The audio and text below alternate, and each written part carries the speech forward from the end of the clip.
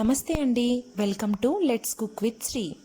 ఈరోజు మనం fish fry ఏ విధంగా తయారు చేయాలో తెలుసుకుందాం. ఫిష్ ఫ్రైని సింపుల్గా ఇంట్లోనే మనం ఈజీగా ప్రిపేర్ చేసుకోవచ్చు. ముందుగా ఫిష్ పీసెస్ని శుభ్రంగా కడిగి పెట్టుకోండి.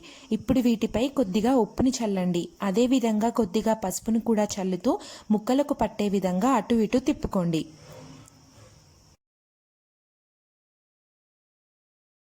ఇప్పుడు ఈ ఫిష్ పీసెస్ని ఫ్రై చేసుకుందాం. ఒక్కొక్క ముక్కను ఆయిల్లో వేస్తూ ఈ విధంగా ఫ్రై చేసుకోండి.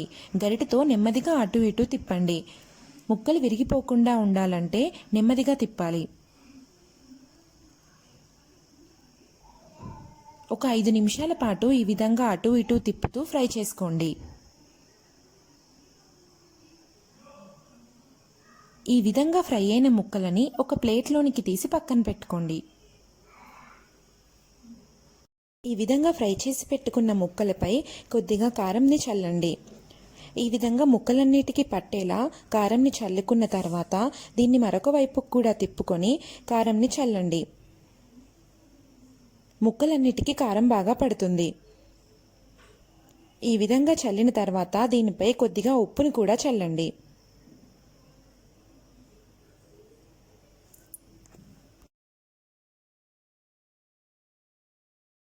అదే కడాయిలో సన్నగా తరిగి పెట్టుకున్న ఉల్లిపాయ ముక్కలు, ఉల్లికాడలు, పుదీనా, మెంతికూర, పచ్చిమిర్చి ముక్కలు వేసుకుని ఒక 5 నిమిషాల పాటు ఫ్రై చేసుకోండి.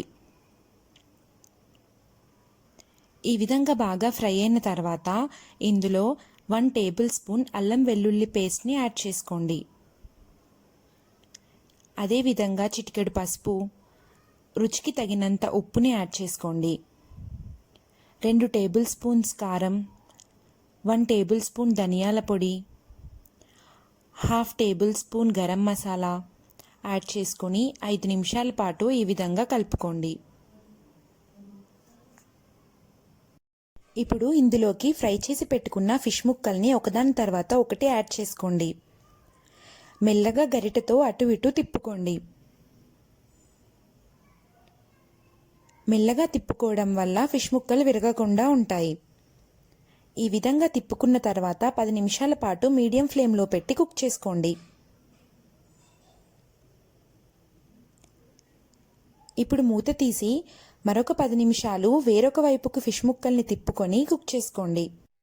ఇప్పుడు మరొకసారి మసాలా అంతా కలిసే విధంగా ముక్కల్ని ఒకసారి కలుపుకోండి. ఈ విధంగా కలుపుకున్న తర్వాత కొత్తిమీర వేసుకుని గార్నిష్ చేసుకోండి. చూసారు కదా, ఫిష్ ఫ్రై రెడీ అయిపోయింది. ఇంతే సింపుల్గా ఇంట్లో మనం ఫిష్ ఫ్రై ప్రిపేర్ చేసుకోవచ్చు. మీరు కూడా ట్రై చేసి కమెంట్స్ ద్వారా మాకు తెలియజేయండి. కనుక వీడియో నచ్చినట్లయితే షేర్ చేయండి, లైక్ చేయండి, తప్పకుండా సబ్స్క్రైబ్ కూడా చేయండి.